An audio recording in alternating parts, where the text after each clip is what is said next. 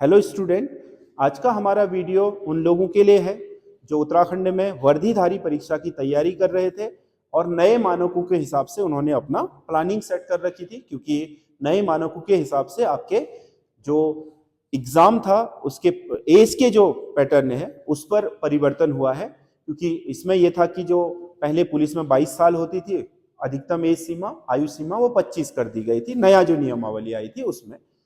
और जो 27 साल होती थी फॉरेस्ट गार्ड वगैरह, परिवर्तन सिपाही वगैरह की, वो घटा करके 25, यानी कि सभी वर्दीधारियों के लिए 25 साल कर दी गई थी। तो इसमें जो कांस्टेबल की तैयारी करने वाले लोग हैं जो 22 साल पूरे कर चुके हैं, है ना, तो वो लोग अब सचेत हो जाए कि भाई अब पुलिस की भर्ती में वो नहीं कर पाएंगे। क्योंकि अगर देखो तो ये 3 साल के लिए बनाई है, आपको 22 पूरे हो रखे हैं, 3 साल बाद 25 वाली लागू भी हो जाएगी तो आप 25 पार कर चुके होगे।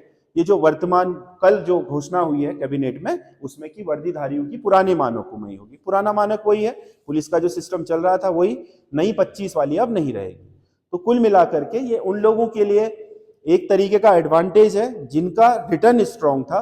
क्योंकि जो 22 से ऊपर 27 तक का 5 साल के जो भर्ती पड़ेंगे आपको इस 5 साल में, 22 से 27 के एज में, उसमें आपका फॉरेस्ट गार्ड होगा, उसमें रिटर्न से ही मेरिट बनती है। और वर्दीधारी में ये जो आपका परिवर्तन सिपाही, आबकारी सिपाही होते हैं, उनमें उसी से बनती है, और सचिवालय सुरक्षा में उसी से बनती है। तो कुल मिलाकर के अन्य वर्दीधारियों में सारी की जो मेरिट बनती थी वो रिटर्न से बनती थी।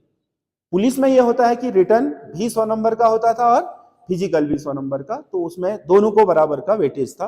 तो अब क्या है, जिन लोगों की 22 पार हो चुकी है, अब वो लोग क्योंकि पुलिस की भर्ती तो दे नहीं पाएंगे, है ना, तो उन लोगों को अब पूरी तरीके से अगर अपनी नौकरी या वर्दीधारी के लिए तैयारी करनी है तो वो लोग पूरी तरीके से रिटर्न में फोकस करें। क्योंकि इससे उन लोगों को बहुत आपका नुकसान होगा जो रिटर्न के बूते पर अपने, कि रिटर्न में अगर 10-12 नंबर ज्यादा ले आए, तो सॉरी, फिजिकल में 10-12 नंबर ज्यादा ले आए और फिजिकल के बूते अपने मेरिट में स्थान बनाने के प्लान बना रखे थे, उन लोगों के लिए यहाँ नुकसान हो गया है।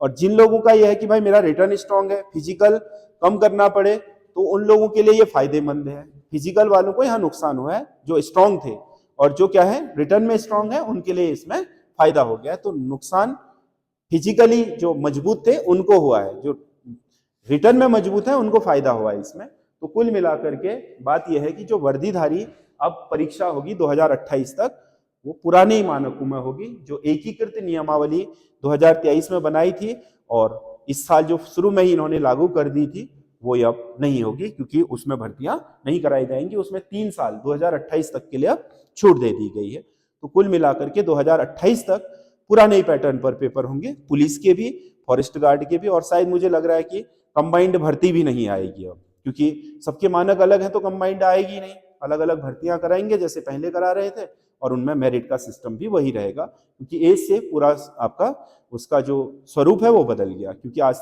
तक क्या था, अलग अलग एजें थी तो अलग अलग एज के लिए अलग अलग पोस्टें निकलती थी।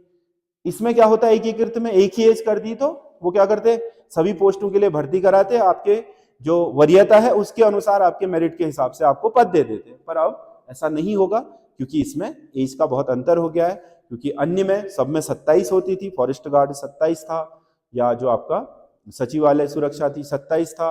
जो भी 27 वाले थे अब वो 27 में ही चले गए 25 से, और जो 22 वाले थे 25 से उतर करके 22 में आ गए हैं। IRB है, PSC है, अग्नि जो शामक है यानी कि फायर ब्रिगेड, और उसके अलावा नागरिक पुलिस है, पुलिस के जितने भी थे वो सब अब उसी में आ गए जो पुराने में थे। जो पिछली भर्ती हुई है सेम उसी पैटर्न पर होगी। तो कुल मिलाकर के जिन लोगों का 22 से कम है एज और पुलिस की भर्ती की तैयारी कर रहे हैं, उन लोगों के लिए तो दोनों को बैलेंस बना करके चलना पड़ेगा, फिजिकल का भी और रिटर्न का भी।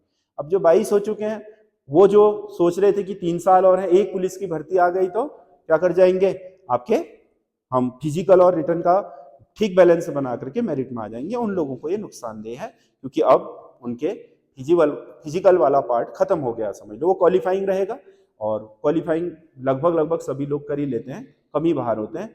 तो क्वालिफाइंग में आपका सारा वेटेज रिटर्न को चला जाएगा, तो उन लोगों के लिए लाभ हो गया है जो रिटर्न में थे। तो ये जो आपका सूचना है, समझ गया ना, आगे की अपनी प्लानिंग में इसको ध्यान रखिएगा। वैसे तो अखबारों में आ ही गया है ना। जो लोग अखबार नहीं देख पाते हैं, जो स्टूडेंट, उनके लिए यह है कि वो अब अपनी वर्दीधारी कांस्टेबल और दरोगा की तैयारी कर रहे हैं, तो जो पिछला पैटर्न था उसी पर करें, कंबाइंड वर्दीधारी पर ना करें। दूसरी चीज ये कि हमने यूट्यूब पर अपनी जो 100 नंबर की यूके ट्रिपल एससी की टेस्ट श्रृंखला चला शुरू कर दी है, उसमें 2 पेपर हमारे यूट्यूब चैनल एसएस स्टडी पर पढ़ चुके हैं। आप चैनल को सब्सक्राइब कर लीजिए, उसमें आपको लगातार हम 15 से 20 क्वेश्चन पेपर दे रहे हैं और उनको सॉल्व करा रहे हैं यहीं पर। उसकी पीडीएफ भी आप लोगों को दे रहे हैं अपने जो टेलीग्राम चैनल है उसके माध्यम से। तो आप लोग हमारा चैनल सब्सक्राइब कर लीजिए, उसके डिस्क्रिप्शन में हमारा जो टेलीग्राम चैनल है उसका लिंक भी पड़ा हुआ है। टेलीग्राम चैनल में उसकी पीडीएफ मिल जाएगी आपको दोनों पेपरों की।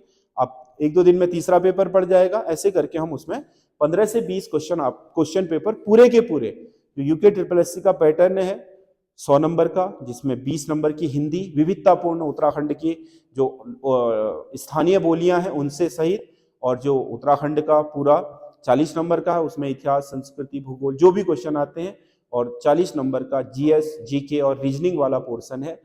कथन, कारण, कूट वाचन और मिलान वाले जितने भी तरह के आपके प्रश्न बन रहे हैं वो सब तरह के प्रश्न हमने इन सेटों में बना रखे हैं।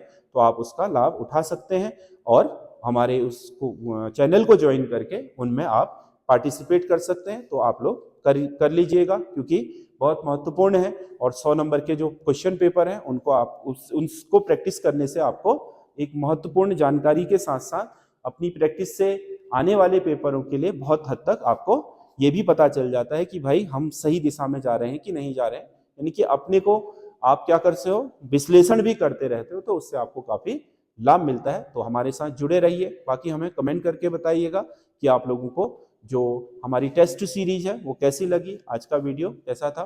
धन्यवाद।